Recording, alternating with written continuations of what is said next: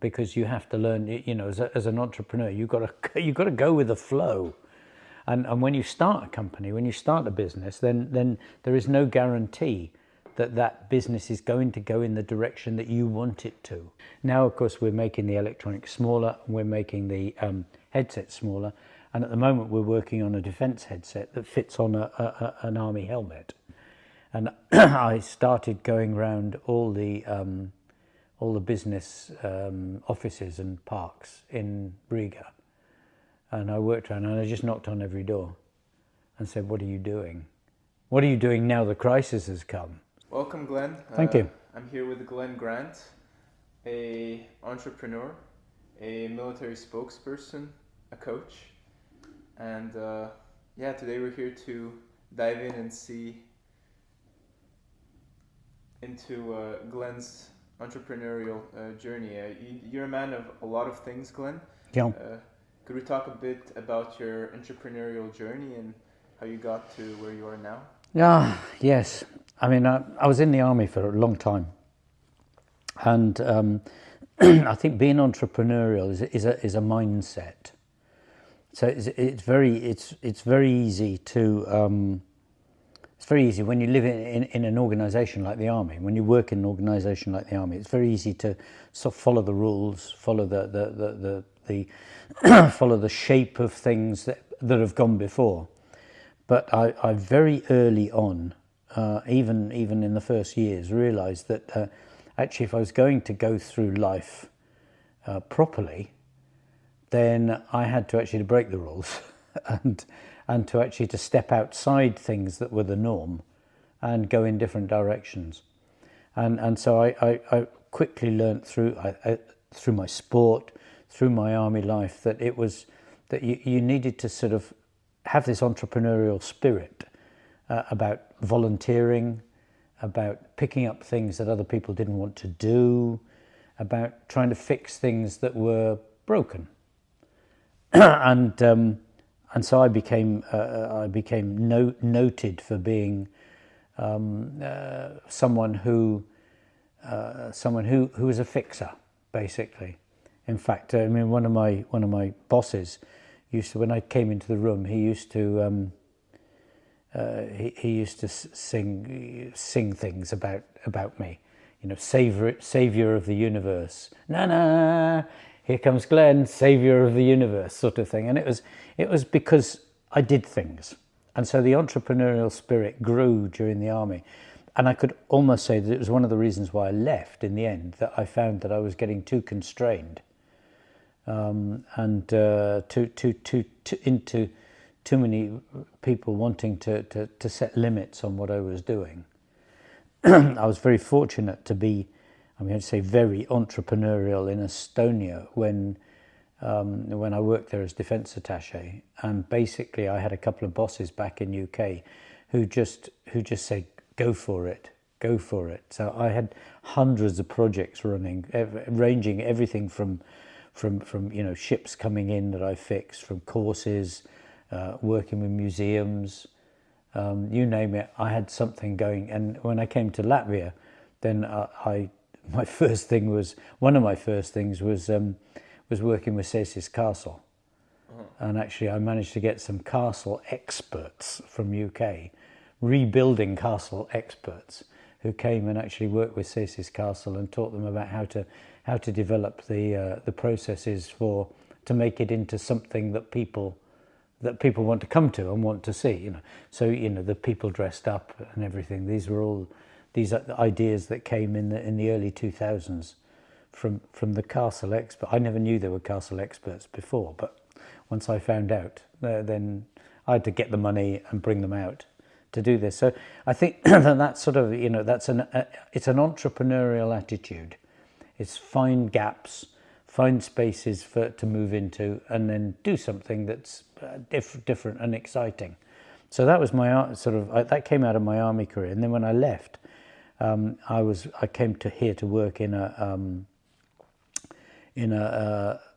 HR and training company, and that didn't that didn't last too long. because I didn't really enjoy working with the boss there, unfortunately. So I went on my own, and I set up my own my own company, which I've still got as a consulting company, which in the original period was primarily I was doing headhunting, and that was okay. It was great. I got some really good contracts, and was working quite well and interviewing people and everything. Then the crash came, and I go, psst, all my work disappeared. I mean, one of my contracts, the client, he went from 140,000 a month to 100,000 to 40,000, and on the fourth month, 14,000. With employers and yeah, he had people working for him and everything, so it just collapsed. So of course my work for him, he was opening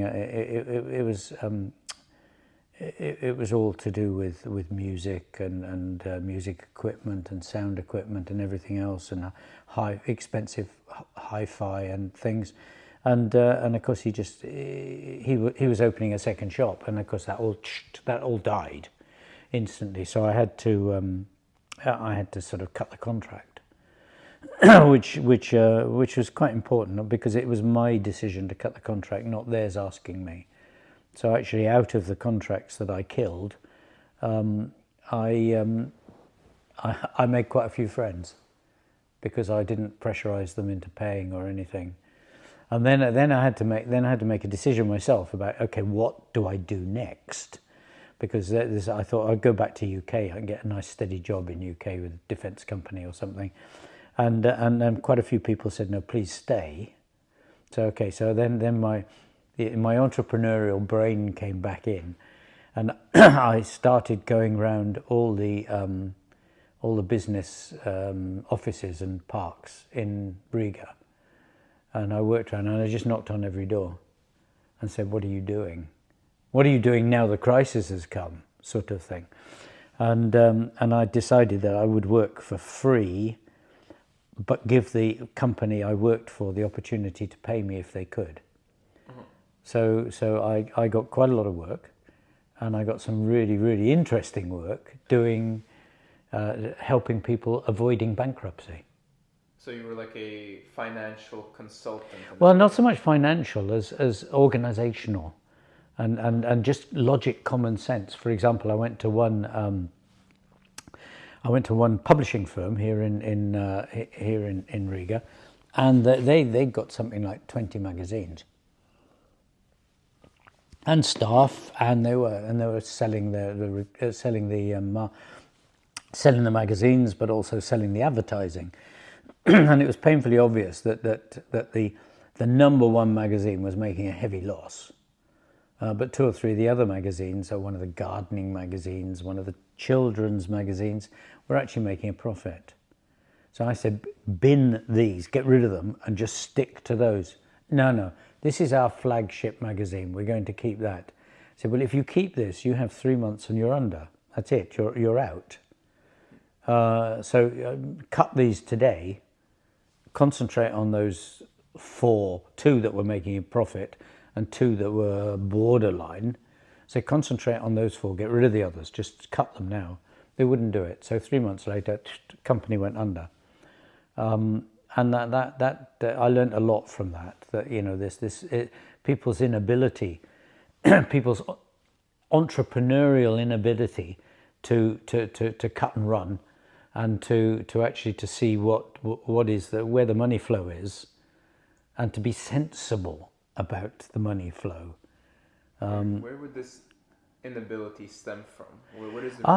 It's cultural. It's a good question. It's cultural. It's pride.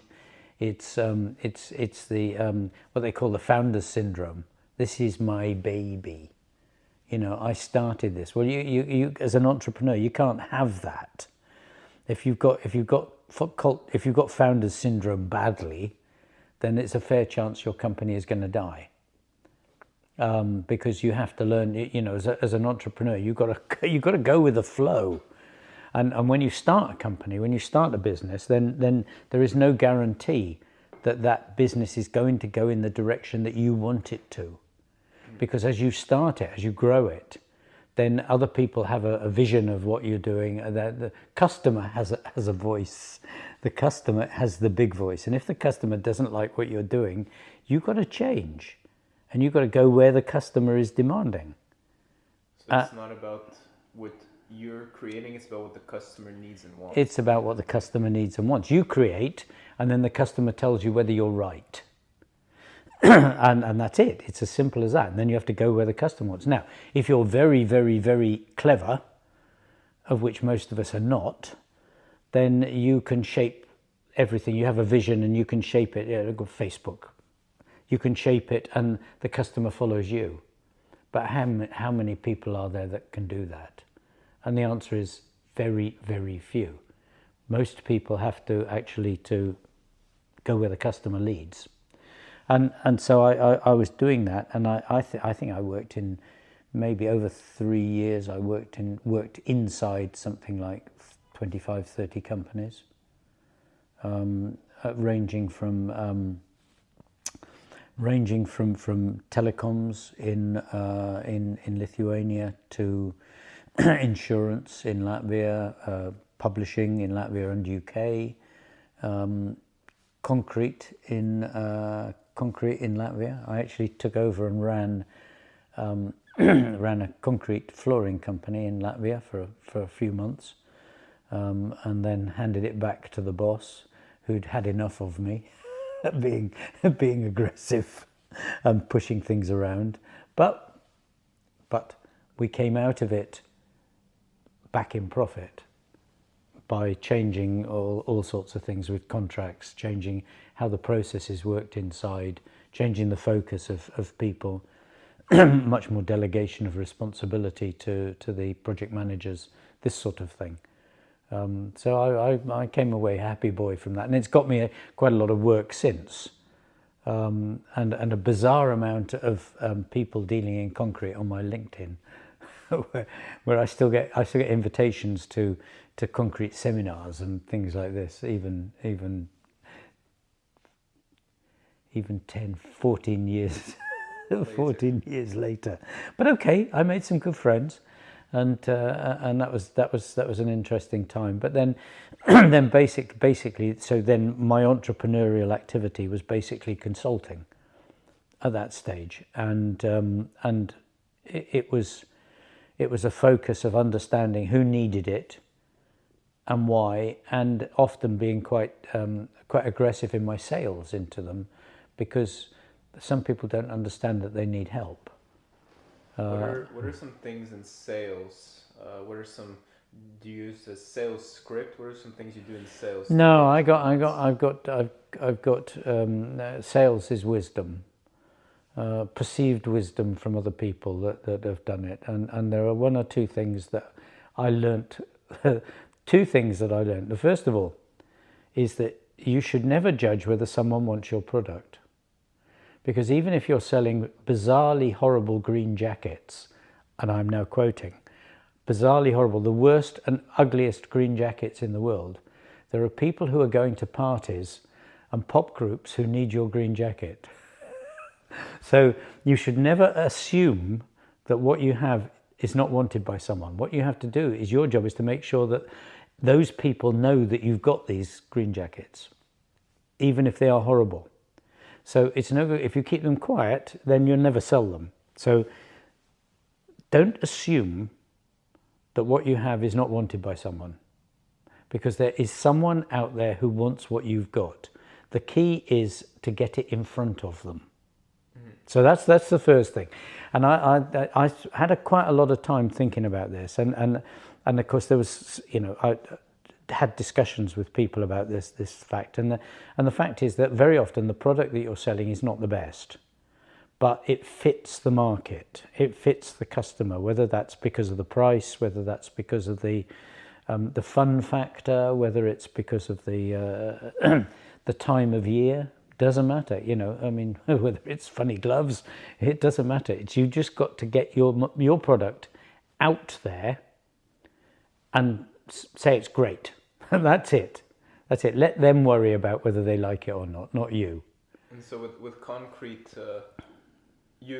it's clear to see that a lot of people need it, but I assume there's multiple concrete companies. How do you differentiate yourself? Yeah, well, that's a that's a very good question. If you're making concrete floors, usually you have to differentiate upon things like price, obviously, but more than anything on reliability. It's reliability. It's being able to do it so that they know that on the day they need you the floor is ready to be done, that you're there, that you're not complaining about things, that you're not oh, it's too difficult, we can't do it because it's too cold, it's too warm, it's too this or too anything else. You're there and you deliver.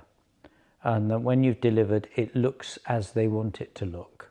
And it's nice and shiny and it's flat and it's everything else. So that reliability is a big thing with concrete. Because the people do, and of course the second part of reliability is that if you mess up, which you will, because concrete is not exactly, concrete's like chocolate, you know, I mean, it's not exactly the best and easiest of things to play with. That if you mess up, that you repair quickly and you don't argue.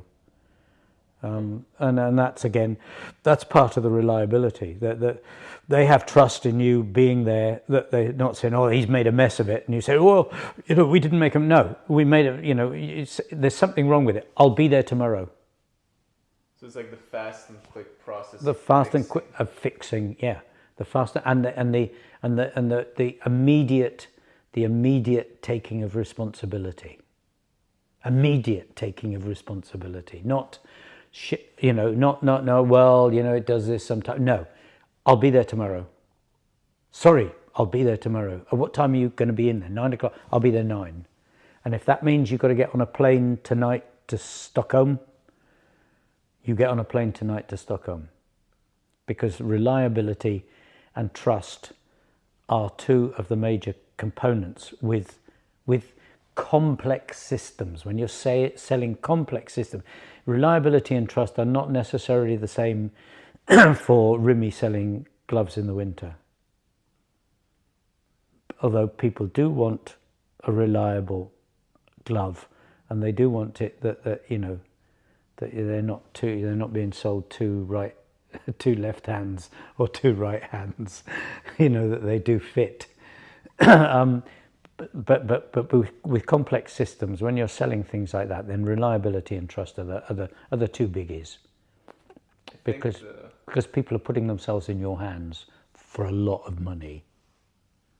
Yeah, and I think honestly, from the previous experiences you told us of how you like fixing things up from like an early age and all this entrepreneurial aspect, I think the concrete industry was actually a pretty good fit, seeing that you have to quickly fix, and if you mess up, you actually deliver on what you're doing and create quality. Yeah.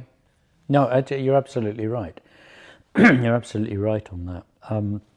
And the second sales thing is that you effectively you've got to deal at least with 50 people before you make a sale, because the logic of this is quite simple, is that they're out there in the world. When you walk in the street, 49 out of 50 do not want what you're selling, whether that's cafe latte, whether it's a jacket or whatever.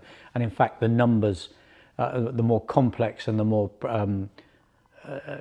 difficult the product that you're selling. So if you're selling a bespoke suit, then you're dropping in the numbers, it's 1 in 1,000. So you've got to go through 999 failures to get the one person. And what you can't afford to do is to get despondent about the 999, what you see as a failure, but in fact it's not. It's a step in the process. It's removing 1, 2, 3, 4, 5, 6, 7, 850 who are not going to buy it, but might later, but might next year, who might go back and tell their friend that it's a good product for them, even though they don't want to buy one themselves. So what you can't afford to do is to get despondent in the early stages of this. The 49, you've got to count them off like a success. That's 1 gone, that's 2 gone, that's 3 gone, that's 4 gone. I'm getting closer. Yeah, and anyways, those people might come back later. Absolutely, So they might come back later. They may just be checking it out before they tell the wife, "I want one of those." So if you've got a despondent look about you, "I failed, I didn't buy anything," then that person may not come back. So there's all this relationship thing that you've got to actually be positive about the people that don't buy, because they are your future customers, probably, possibly, but also because you're getting closer to number 50. And therefore you've got to be positive that I've 46, 47, 48. Number 50 is going to come in a minute. It's about keeping going and not thinking too much about it. No, but if you are going to think, you've got to think positively that you've removed, you're going through the phase of the 49 that aren't going to buy. Now, what I've been told about this by people who do cold calling sales on this logic is that if you celebrate the numbers that fail, what is interesting is that your tone of voice changes and your attitude changes, and so the numbers come down. So where you start off with 50 when you're starting to get one, as you get more positive about the failures, your language changes because you become positive. Well, okay, doesn't matter, come back next week and buy one. And you start creating a dynamic with people because of your positiveness, that they are not a failure, they are merely a stage in the process. And this positivity, is it like showing it around people, or is it just like in your head? No, I think it's with people, because it does change. If you're thinking, okay, I've already had 25 people, I haven't bought one today, I'm now only 25 away from getting a sale. I'm not 50 away from getting a sale, I'm 25, I'm getting closer to the sale. What happens is you speak differently to the people that you're dealing with. You're not seeing them and they say, "I'm sorry, I don't want to buy one today." You don't, okay. You start saying, "Okay, but come back next week. I'll see you next week. I'll talk to you next week." So you're adding a bit of you're adding fun to that. You're adding a different dynamic to it, because you're going to celebrate that he hasn't bought one, but he might. But he might. He hasn't bought one, but he's going to tell his wife that he had a really good, strange phone call with this guy who was really positive about the fact he didn't buy one. And so he might, for the next time, think, "Oh, actually, if I do need this product, I might as well go to this guy." I'll go to this guy. Or he will think that, because he knows that you're positive with him. Wow, and it's a completely different way of looking at it from the way we normally look at it, which is fail, fail, fail, fail, fail. But no, it's success, success, success, success, success, buy, success, success, sale, success, sale. Because you're building your relationships with the people, and you're building a dynamic that actually spins off. Remember that everybody that you deal with has an extended family of about 60 people. Remember that. There are 60 people that they can tell about something. So you create a positive dynamic, they tell 60 people. They may not tell 60, they'll tell 12, but those 12 will tell another 12. And my friend, he went to this company the other day, and they were celebrating he wasn't buying something. It's bizarre. But where? Where was that? I've got to go and have a look. Wow. So that's what sales is about. It's all about numbers. It's all about making the person numbers, making people feel good, and making them want to come back. And I mean, I know one or two shops in Riga that if you don't buy something, the people are really sad. And I also know a shop in Spitzer where the girl in there who's there about 5 days a week, she makes going into it's a men's clothes shop, men's and women's clothes shop. She makes going into there a party. Wow. And when you go in there, so when I go past, I always go to see if she's there. And do I buy things? Well, yes, I do, because it's, she makes it a party when you go in there. It's fun. Yeah. And you never feel guilty about going out. You just feel guilty about I need to buy something. Or you just want to have your mood brightened. The mood brightened by someone. Yeah, that's right. And that's sales. That's good sales, because then that shop goes to the top of your list. Where are you going to buy? I've got to go Spitzer, even though I got to drive over the river, and I hate driving over the river because it takes so long to get back. I feel like that's almost like a subconscious feeling that when you might not even realize it, but it might just be an implant in your head for the next time you see it. Or No, I'm sure I am sure that's the case. I'm sure that's the case, and of course, over the years I've thought about. I mean, when I actually sort of heard these things for the first time, I wrote them down. I still have the notebook somewhere with all these things written, but I started really thinking about it, thinking, yeah, okay, this is interesting, because both those attitudes, both those the numbers and things, they're not usual. They're not usual. So it's when you think someone wants what I've got, even if it's strange, there's always someone who wants it. But if they don't know you've got it, they can't buy it. With the current age of social media, I feel like this idea of showing that you have the certain product has changed dramatically over the years. You've been in the business space for a few decades, I believe. Yeah. Right now with social media, with advertising and things like TikTok or YouTube, I feel like the outreach has completely changed. In what ways do you think it's negatively or positively impacted the way businesses operate right now? There's two bits to that. How the business part, hold that in your head for a second. But coming back onto what you could call it, the marketing part. I mean, there's two sides to this. The first one is now the absolute ease of finding what you want is dramatically changed. I mean, and whether that's in Paris, whether it's in Montenegro or something, if you go on Google now, or you look around for TikTok, you look around for Facebook, the things that you want are likely to be there, especially this targeted marketing, where they actually pick up off Facebook and things, what your interests are. It can then get a bit overwhelming because you actually get bombarded with, for me, with roller skis and an orienteering kit. I can be bombarded with it. On Instagram, on TikTok. Absolutely. I mean, it's just more of it. But and of course that is the the one side is I know where to go to buy stuff, and I can buy it now. Where orienteering equipment, skiing equipment, things, I don't have any difficulty now knowing where it is and how much it costs. Whereas previously, I would have had to go around lots of shops, and no, we don't sell that, we don't sell that, we don't say, no, now I can see where it is. That's great. But the other side to it is that you get overwhelmed with these things.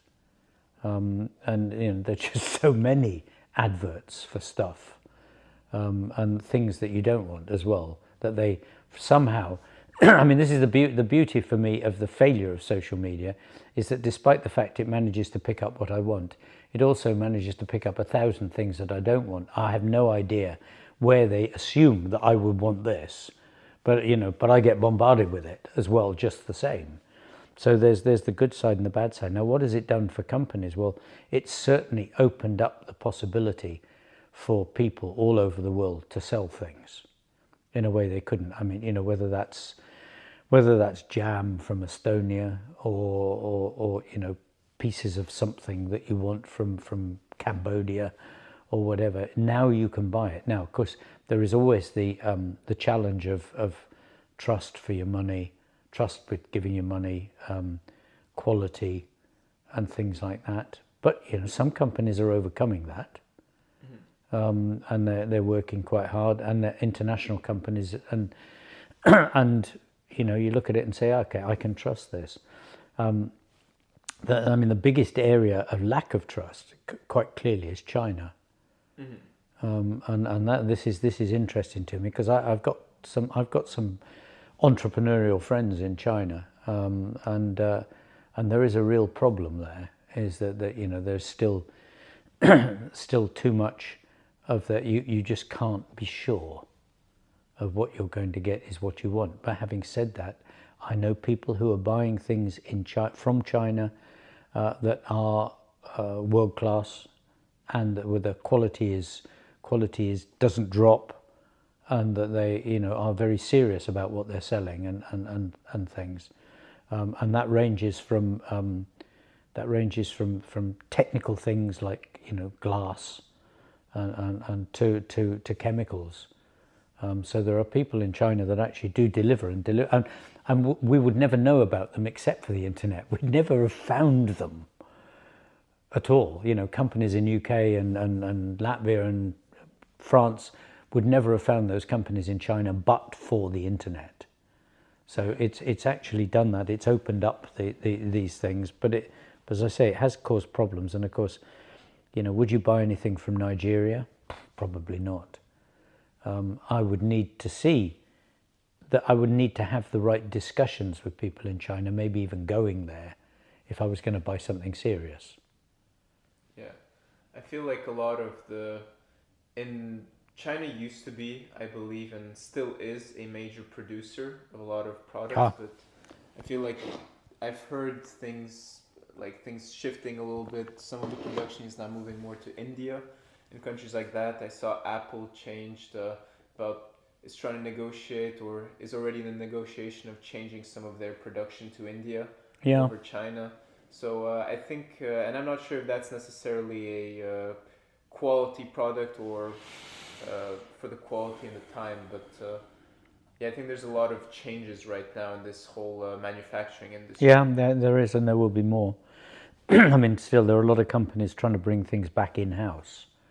And I know a lot of the defense companies now feel that they've had the serious warning now after Russia, China, North Korea, Iran getting together, that they've got to bring defense manufacturing back into Europe and America for safety reasons, for security reasons.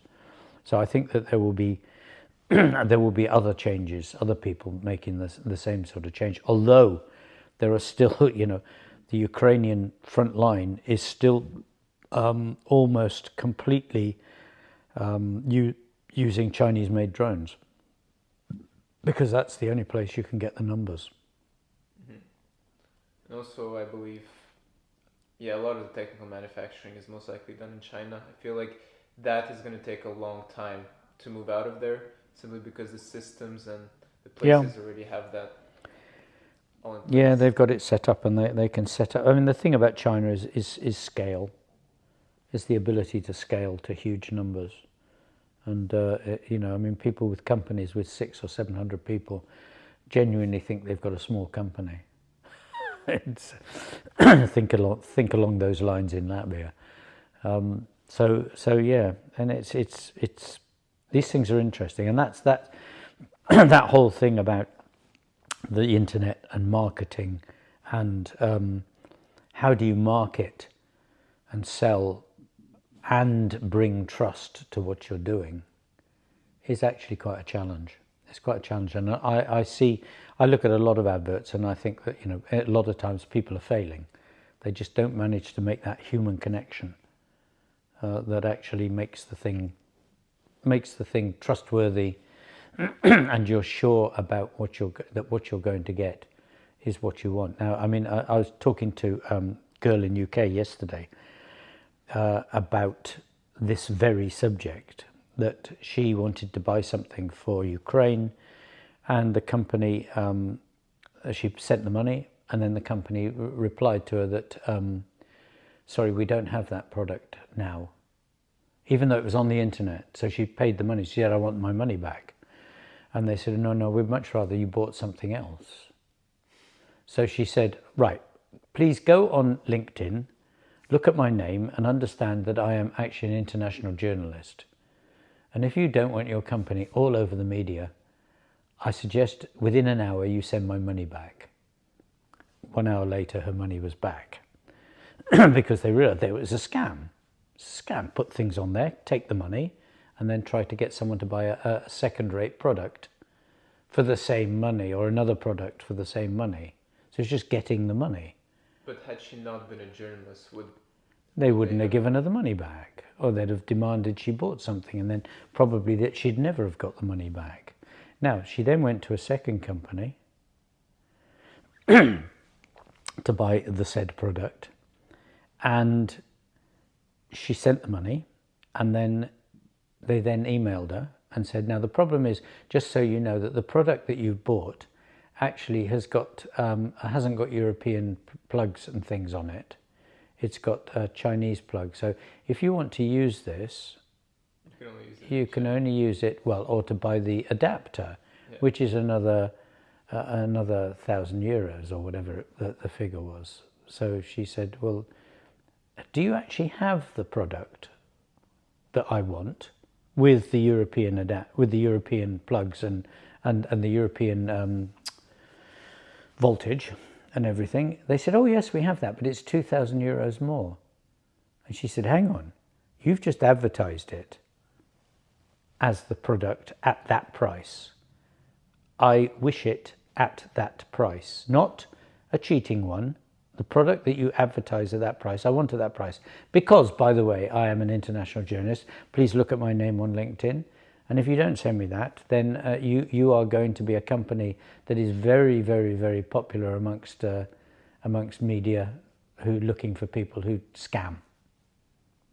So she got the product that she wanted, but not without a huge amount of stress over 24 hours. So the customer support aspect and clearly communicating. They're scamming. They're scamming. They're scamming. They want you to give them the money, and then they up the price by a small amount. So having given them all the money, what do you want? Do you want to wait for the money to come back, or do you want the product you want plus that little bit of extra? So they're scamming. They're selling it at one price, but it's not actually the product that they're selling. So they're after the extra bit of money. So that's one way of one marketing strategy. It's a marketing strategy, yeah, that shouldn't exist. Yeah, interesting. And the problem is, you see, if you're in UK, then there's a very strong organisation for making sure that the customer gets what the customer is paying for. But if you're dealing with a third country, if you're dealing with another country, then you've got no guarantee of the honesty of the company that you're dealing with.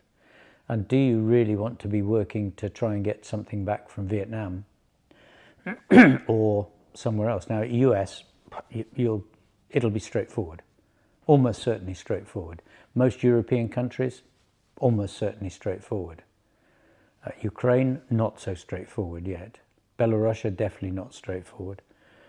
Russia, definitely not straightforward.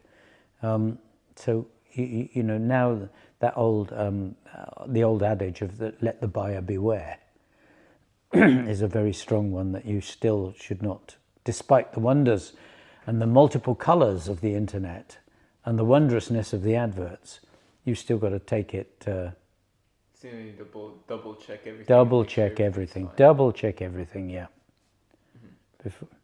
So if you want to be successful in that area, you've got to be absolutely clear that you are honest and nobody's going to get ripped off. Yeah. And we previously talked about materials being manufactured and things like that, and them being reliable. I believe you have a company, or you're part of the board for LightSpace? Yeah, 3 LightSpace. Yeah. Would you like to talk a little bit about what? Yeah, no, 3 LightSpace is a deep tech company. And what do I mean by deep tech as opposed to tech? Well, most tech companies, you could say that they're companies that can do things quickly. A deep tech company is a company that's got heavy research and development, and is making things that are new, effectively, and complex. So you can't just do it with one round of software and write an app. So LightSpace is making 3-dimensional augmented reality headsets. Unlike virtual reality, which is basically a computer generated vision, and you have these closed off things. Although you can have cameras on them, but basically everything that you're working with is computer generated and pixels, and therefore when you're working with this sort of thing, when things get close to your eye, or your eye should get close to them, the pixels of course expand, and therefore your eye has to struggle with looking at the pixels, and you get headaches. And this is a problem with virtual reality. Some more than others. Some are okay, because with some games you're not coming in close. You're just playing tennis and it's a long range, or sword fighting or something. 3 LightSpace is actually doing this in a different way. It's doing it through glass. So it's coated glass, and then the coated glass is actually electronically has the vision onto the glass.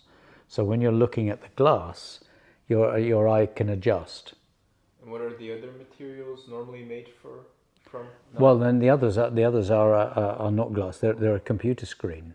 So it's a flat screen with pixels. Okay. Just the same as your computer screen. So you sit in front of your computer and you do this, and then when you get in close, see what it's like on your eyes.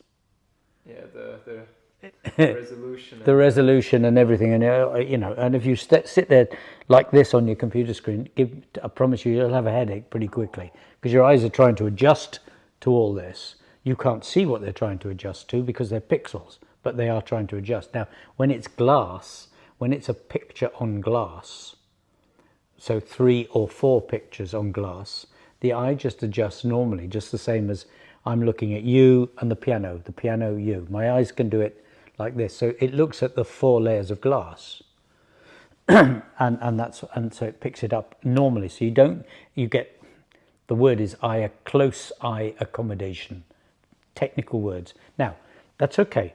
We've conquered this pretty much in LightSpace, and we're actually not only conquering it but reducing it so that the things are getting smaller and smaller and smaller. The challenge now is are the headsets. The actual headset that goes on, because the first ones were quite heavy, because of the battery power required to do this, because of just all the dynamics around the headset, the electronics. Now, of course, we're making the electronics smaller, and we're making the headset smaller, and at the moment we're working on a defense headset that fits on an army helmet, so that drivers can use it. Inside armoured vehicles, they can cameras outside, and then in the glass they get the what they see, and they'll see small screens, effectively, which they can in and out for a screen. So you can look behind you, you can look to the left, you can look to the right. Can you zoom in on a target? Is that yes, you can zoom in on a target, and when we've got it with working with drones, then that's exactly what you do. You can zoom in on the target, come in and out and look at it. Now the problem at the moment is is fitting all that onto a helmet, remembering that helmets are not ubiquitous. They are not everywhere the same. Some people have got different driving helmets. Some countries have got one helmet, some countries have got another helmet. So we're going through the stress at the moment of actually trying to design something that fits. We may have to have more than one. Now the challenge with deep tech is putting all those things together, and putting it with a battery, and you need computing power. Now, so how do we keep reducing the computing power? So the first ones were on laptop. Yeah. So you can look at what they're doing on a laptop and put the headset on and say, oh, this is wonderful. But when you're coming down, so we've actually got to reduce, and we've got to go for smaller computers. But still have the right amount of computing power. So it's a pocket-held computer now, and then someone's got to put all this together, and it does not happen overnight. So the problem with deep tech, as an entrepreneur, and I'm not the entrepreneur. The entrepreneur is the CEO, Ilmaz Osmanis, and Ilmaz has got the challenge of getting the boys to put all this together, and all of us have got the challenge of finding the money, because deep tech takes time. So you actually need people with deepish pockets who are willing to actually to spend over 7 or 8 years to produce the product of the future. Now, if you're NASA, which is deep tech, the American government gives you huge amounts of money and you make stuff. If you're a deep tech company in Marope, as we are, then okay, we scrounge as much from the government as we can, from EU grants, from NATO grants, but each time to get the money, it's time consuming because you've got to go through all the paperwork. If you want an EU grant, 36, 40 pages of paper filled in. Oh, wow. Okay, so then... hours, Days. So, and that time is not then spent on marketing, it's not then spent on communications with other people, it's not spent on something else. It's just filling in paperwork for money to keep the company alive for the next 6 months. No, 3 months. 3 months, if we're honest. Sometimes just the month. Sometimes we're just surviving a month at a time. This is it's the entrepreneurial life of the madhouse. And my job, I suppose, as chairman of the board, is to keep everybody smiling in the first place, because it can be quite difficult, and it can be quite difficult for the number of staff. Sometimes you just haven't got enough money to keep all the staff, and then and then sometimes you need a complete rethink on things like software. So you've got to find the right person with the right brain who will do it for limited amount of money, because you can't afford to pay someone from Microsoft or wherever. So that's the challenge of deep tech. And we're always looking for someone who's going to invest and join the journey. But we're still moving forward, and we are moving forward quite strongly. And we've got relationships with a couple of defense companies.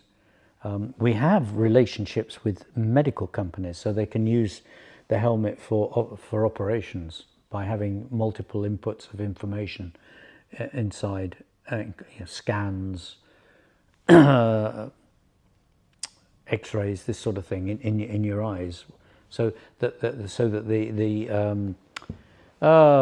I can't think of the word, the surgeon doesn't have to do this to the computer. He's actually got it in front of him. But the medical companies that we're working with, who are world-leading medical companies, are incredibly slow.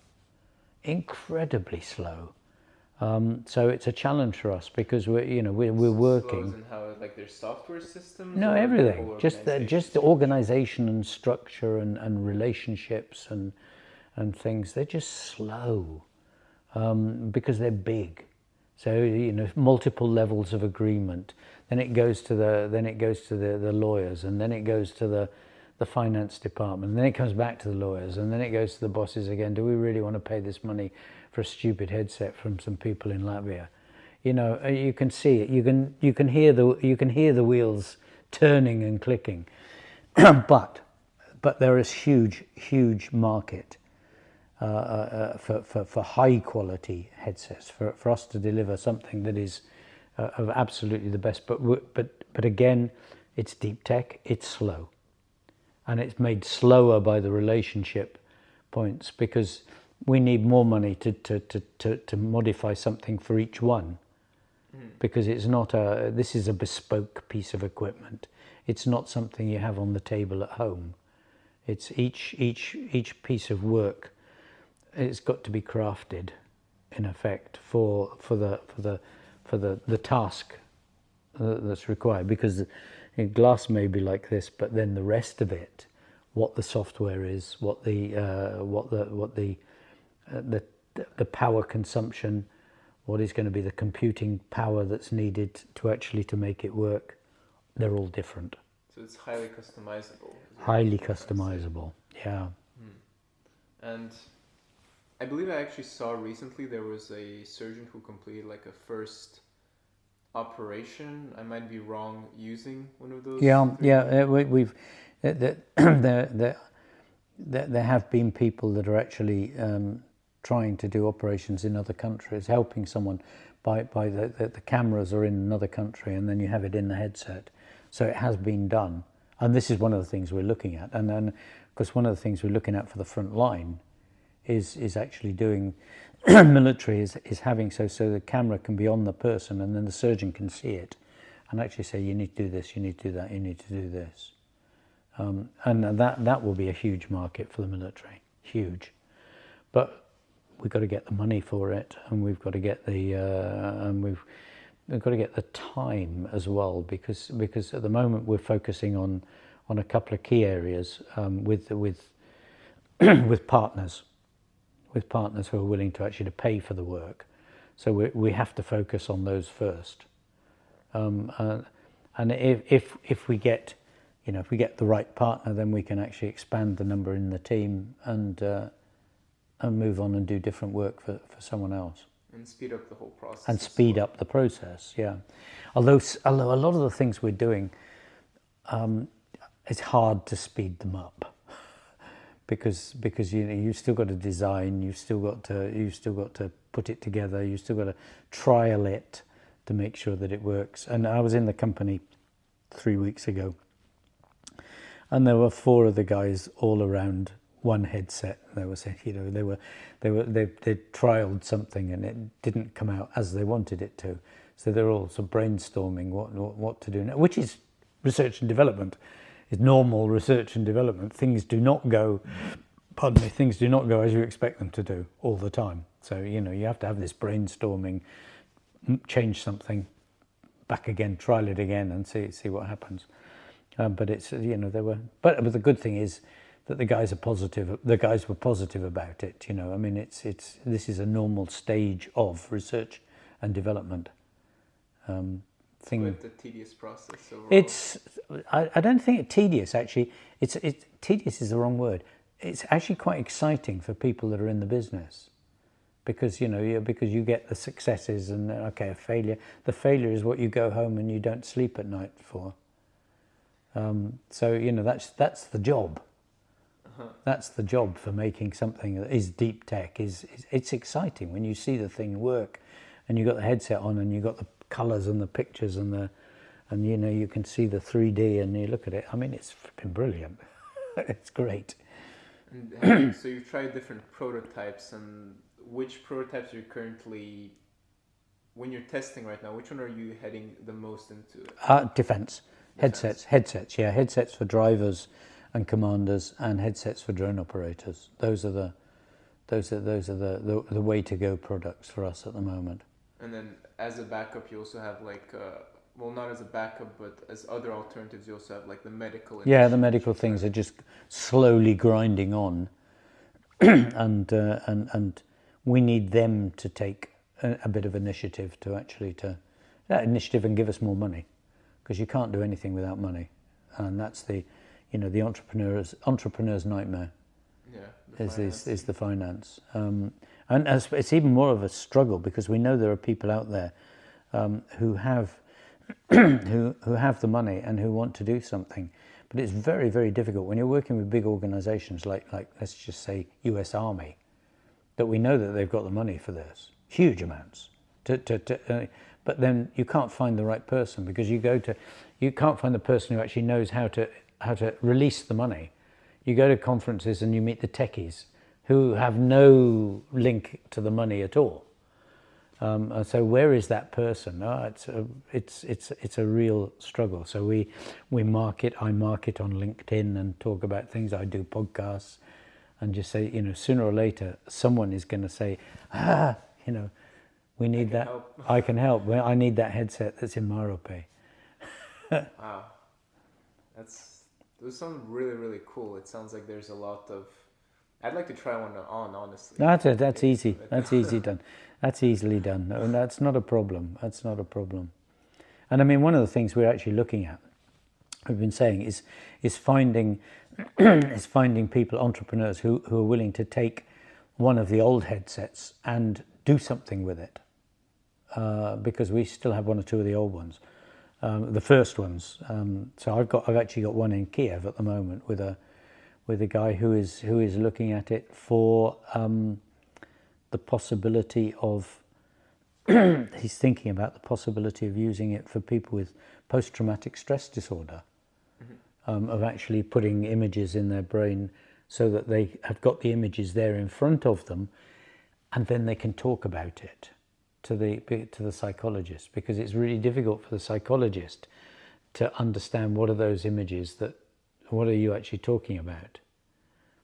So you put the images on someone, and then he then talks about what he's seeing, what he's how the stress is coming. So you can actually see the stress with someone when he's got it in front of him. It's not just a memory, now it's an image. And that's so this guy is actually looking at the headset with the possibility of doing that.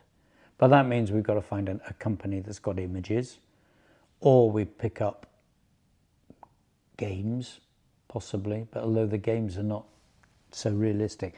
So it needs to be mainly it needs to be real videos, and then stream them into the headset, so they're in 3D and things. It's a bit of a challenge. I think there might be a lot more opportunities with the Neuralink that Elon Musk is working on. Maybe that could also... Yeah, possibly. I mean, there's, it's also the challenge of, as I say, of finding people that are doing something and saying, hey, this bit fits.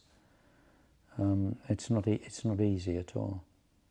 Yeah. And I get a lot of people writing to me on LinkedIn on a daily basis, suggesting that artificial intelligence is what we need for our headsets.